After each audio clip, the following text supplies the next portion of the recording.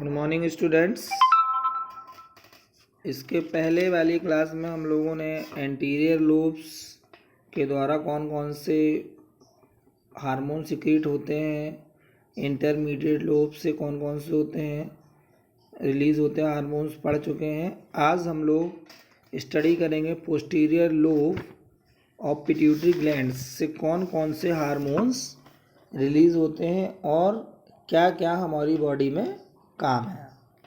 तो देखिए, posterior lobes से मेनली 2 हार्मोन्स रिलीज़ होते हैं जिनका नेचर कैसा होता है, ये पेप्टाइड हार्मोन कहलाते हैं। पेप्टाइड नेचर होता है इनका, कुछ स्टेरॉयड भी होते हैं, ओके। बट यहाँ पर जो है, जो पिट्यूटरी ग्लैंड के द्वारा 2 हार्मोन रिलीज होते हैं वो कैसे होते हैं, पेप्टाइड नेचर के होते हैं। तो इसमें पहला हार्मोन जो होता है वैसोप्रेसिन हार्मोन, या हम इसे एंटी डायरेटिक हार्मोन कहते हैं। इसका बहुत इम्पोर्टेंट रोल होता है। अब दूसरा हार्मोन जिसे हम लोग बोलते हैं ऑक्सीटोसिन हार्मोन या पिटोसिन हार्मोन बोलते हैं। ठीक है स्टूडेंट्स, अब हम पढ़ते हैं इसमें थोड़ा सा इसके बारे में। एंटी डायरेटिक हार्मोन या वैसोप्रेसिन हार्मोन, जिसे हम लोग एंटी डायरेटिक हार्मोन को एडीएच हार्मोन भी कहते हैं। देखिए, एडीएच हार्मोन का इम्पॉर्टेंट रोल किस में होता है, ऑस्मो रेगुलेशन में होता है, ओके स्टूडेंट्स। और ये हार्मोन्स कब रिलीज होता है, या तो स्ट्रेस और या डिहाइड्रेशन, जब हमें स्ट्रेस या डिहाइड्रेशन होता है तब ये हार्मोन का सिक्रीशन होता है। फिर क्या होता है, देखिए, जब ये रिलीज होते हैं हार्मोन तो, और कब कब रिलीज होता है मैंने आपको बताया, स्ट्रेस एंड डिहाइड्रेशन में। फिर आगे हम इसमें पढ़ते हैं।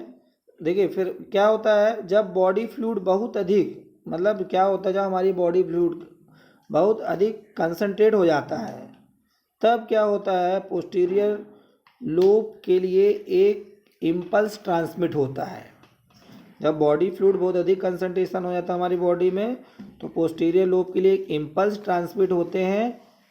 फिर क्या होता है आगे, जिससे by the blood ADH release होता है।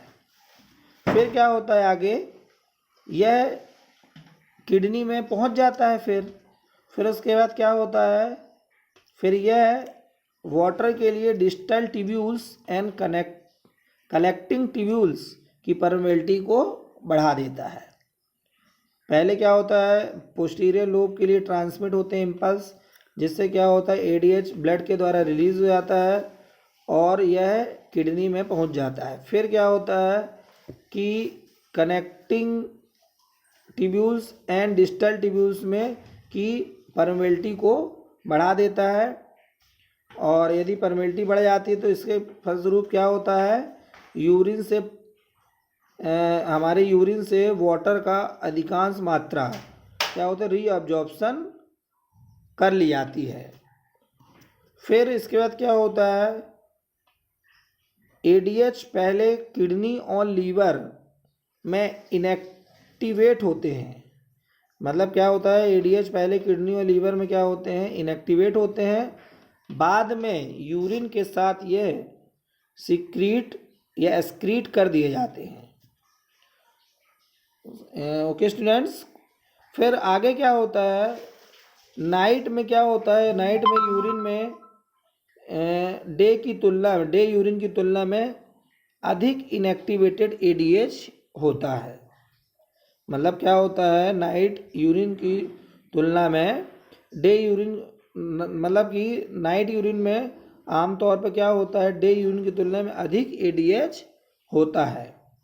एडीएच और का काम करता है, एडीएच क्या होता है, ब्लड प्रेशर को भी नियंत्रित करता है, क्योंकि एडीएच क्या होता है, वाटर सोडियम के और वाटर के रीअब्जॉर्प्शन को बढ़ाता है, तो जिससे वाटर वॉल्यूम बढ़ता है और इससे हमारा ब्लड प्रेशर भी बढ़ता है।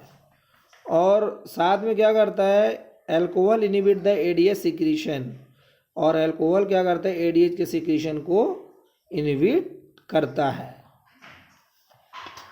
ये हमारा बात हो गई किसके बारे में, एंटी डायरेटिक हार्मोन एंड या तो इसको बोलते हैं हम लोग वैसोप्रेशन हार्मोन्स।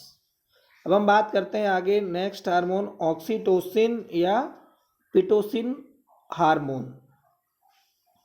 देखिए इसका इम्पोर्टेंट रोल होता है यूटेरस के कॉन्ट्रैक्शन में ड्यूरिंग जब प्रेगनेंसी होती है, और दूसरा काम मेनली क्या होता है, मेमोरी ग्लैंड्स में मिल्क के सिक्रीशन को बढ़ाना।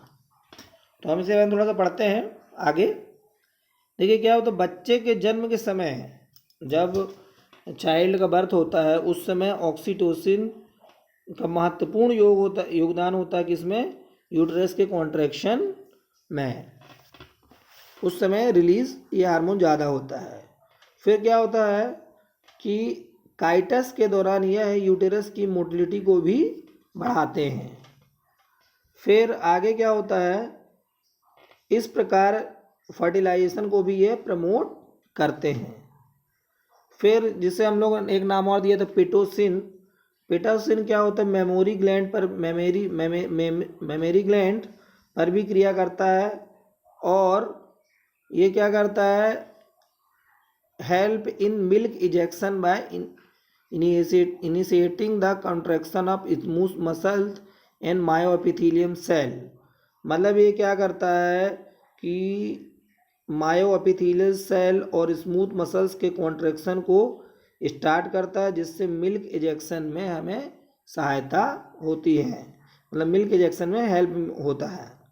जिसके कारण क्या होता है कि हमारे मतलब फीमेल्स में मेमोरी ग्लैंड से दूध आराम या मिल्क आराम हो जाता है।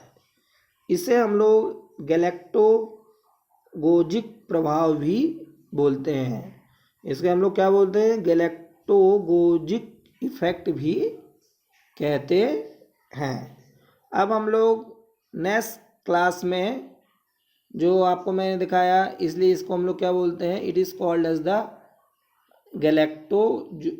गैलेक्टोजोगिक या गोगिक इफेक्ट बोलते हैं।